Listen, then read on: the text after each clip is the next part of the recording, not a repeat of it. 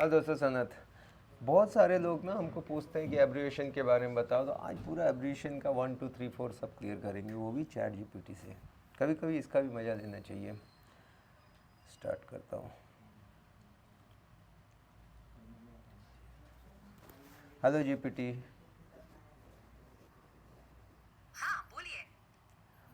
अब एक real estate में एक प्रॉपर्टी एजेंट को क्या क्या एब्रिविएशन यूज़ में होते हैं पता होने चाहिए।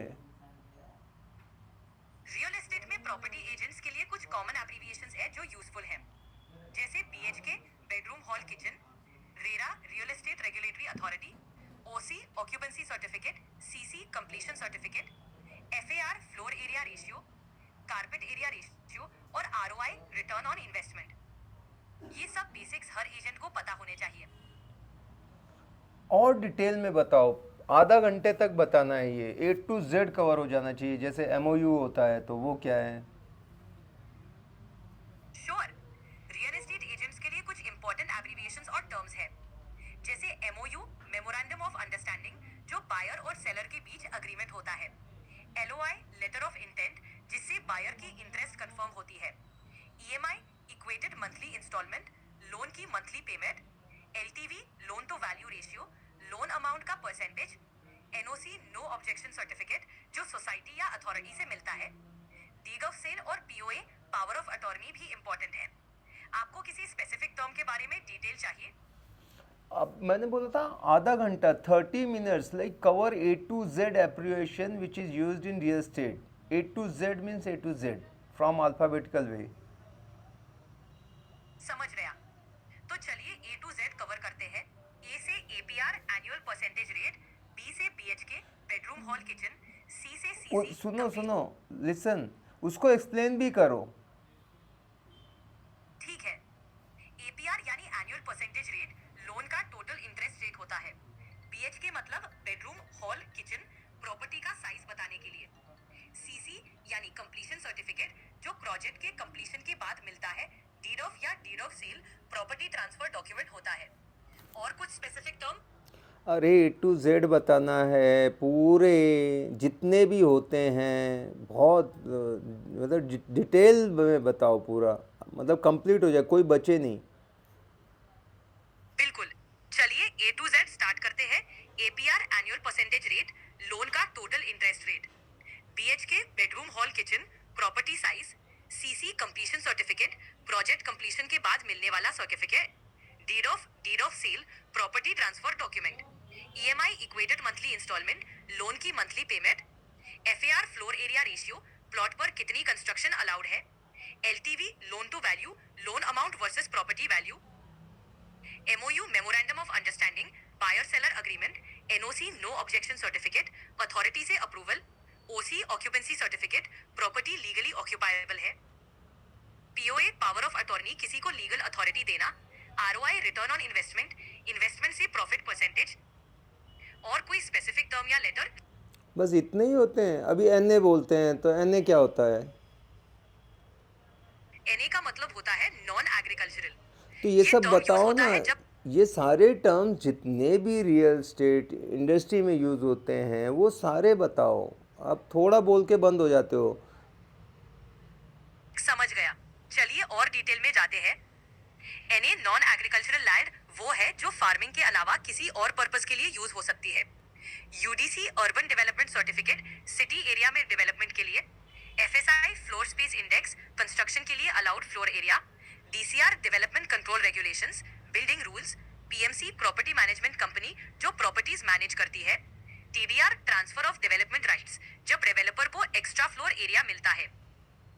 और कोई टर्म स्पेसिफिक? और जैसे CP बोल देते हैं, CP क्या होता है रियल एस्टेट में।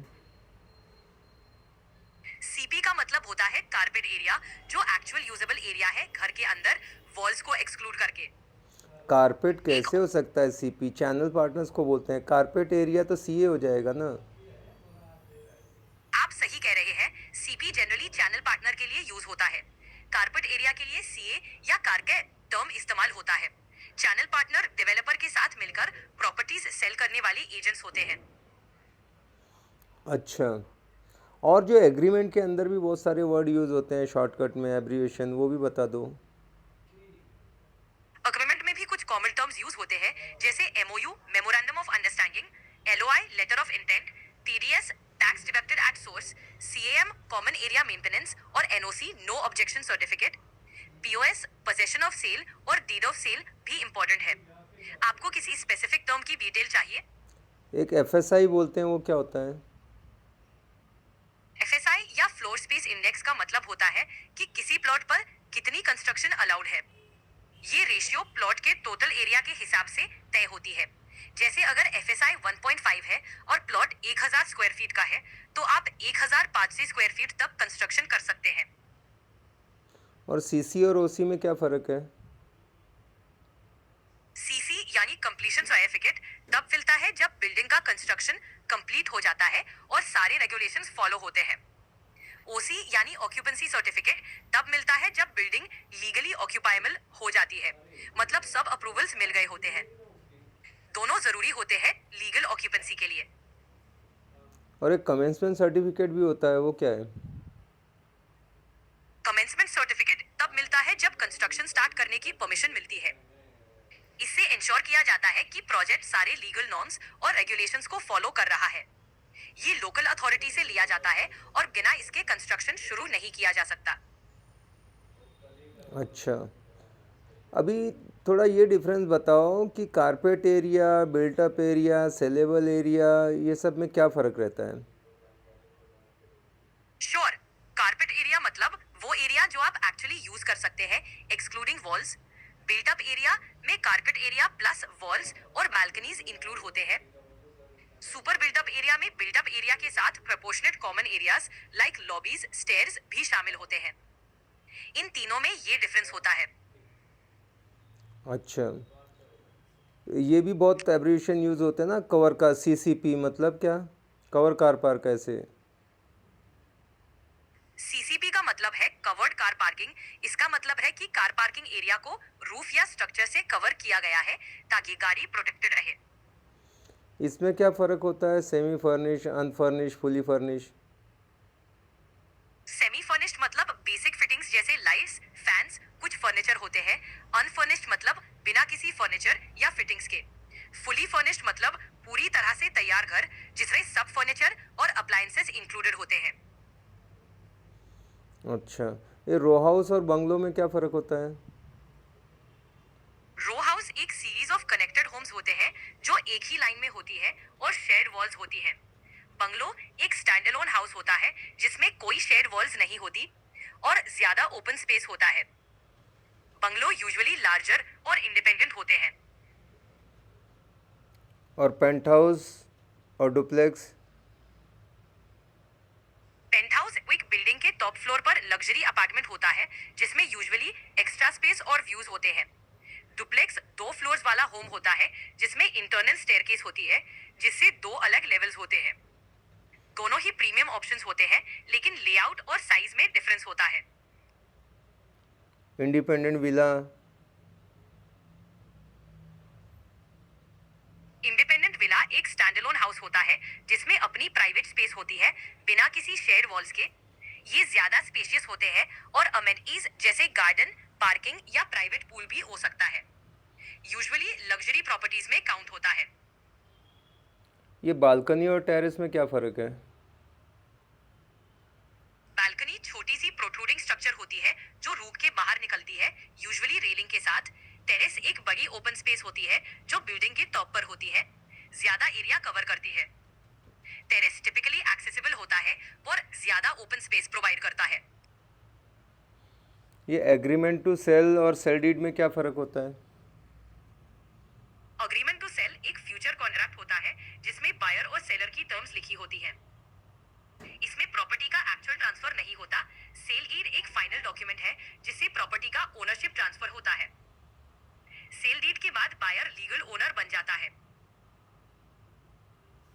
अच्छा, और ये स्टैम्प ड्यूटी रजिस्ट्रेशन क्यों लगता है? स्टैम्प ड्यूटी एक टैक्स है जो प्रॉपर्टी डॉक्यूमेंट्स को लीगल वैलिडिटी देने के लिए लगता है। रजिस्ट्रेशन चार्जेस डॉक्यूमेंट को गवर्नमेंट रिकॉर्ड्स में ऑफिशियली रजिस्टर करने के लिए होते हैं। ये दोनों इंश्योर करते हैं कि प्रॉपर्टी ट्रांजैक्शन लीगल और वैलिड है और बायर के राइट्स प्रोटेक्टेड है। एनओसी लेना ज़रूरी होता है क्या प्रॉपर्टी खरीदते बेचते वक्त? हाँ, एनओसी नो ऑब्जेक्शन सर्टिफिकेट लेना जरूरी होता है, खासकर सोसाइटी, बिल्डर या अथॉरिटी से। ये इंश्योर करता है कि कोई भी लीगल इशू या डिस्प्यूट नहीं है प्रॉपर्टी पर। ये बायर और सेलर दोनों के लिए सिक्योरिटी होता है। अच्छा, और एनओसी के क्या चार्जेस हैं इंडिया में? एनओसी के चार्जेस अलग अलग होते हैं, यूजुअली बिल्डर या सोसाइटी पर डिपेंड करते हैं।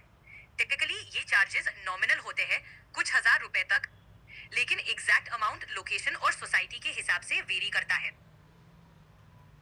अच्छा, और ये लोन के भी कुछ एब्रिविएशन होते हैं, वो क्या क्या हैं हाउसिंग लोन में? हाउसिंग लोन में कुछ कॉमन एब्रिविएशंस हैं, जैसे LTV loan to value ratio, EMI equated monthly instalment, ROI rate of interest, FOIR fixed obligation to income ratio और पीएलआर प्राइम लेंडिंग रेट। ये सब लोन टर्म्स को define करते हैं। एक फ्लोटिंग लोन, दूसरा लोन, ऐसे क्या उनमें क्या फ़र्क होता है? फ्लोटिंग लोन का इंटरेस्ट रेट मार्केट के हिसाब से बदलता है, मतलब जब मार्केट रेट बढ़ता या घटा है, आपका इंटरेस्ट रेट भी चेंज होता है। फिक्स्ड लोन में इंटरेस्ट रेट फिक्स रहता है, चाहे मार्केट रेट बढ़े या घटे। दोनों के अपने प्रोस और कॉन्स होते हैं। अच्छा, ओके, हाँ, थैंक यू। Your welcome. तो दोस्तों, ये मैंने एक बताया कि इसमें क्या क्या यूज़ होता है, ये बहुत ही काम का था। और उससे क्वेश्चन पूछे, आप बोलोगे चैट जीपीटी से क्या पूछना, तो आप अगर यूज़ करके देखो, चैट जीपीटी ऐसे आपसे बात नहीं करता। ये पेड वर्जन है उसका, पैसे भरने पड़ते हैं तब इतनी देर तक बात करता है, आप ट्राई करना। और बहुत अच्छी इन्फॉर्मेशन एक्सेस होती है, क्योंकि ये इन्फॉर्मेशन में मैं बताऊं या कोई बताए, मेन है कि इम्पॉर्टेंट ये सब जानना ज़रूरी है। और धीरे धीरे आप लोग भी आदत डालो कि टेक्नोलॉजी को कैसे लीवरेज करो। आने वाला टाइम एआई का है, बहुत सारे काम कर सकते हैं। आप लोग कमेंट करना, हम बताते रहेंगे। ये तो एक आपको झलक दिखाए थे, ठीक है? अच्छा लगा तो कमेंट करो, सब्सक्राइब करो चैनल को। Thank you.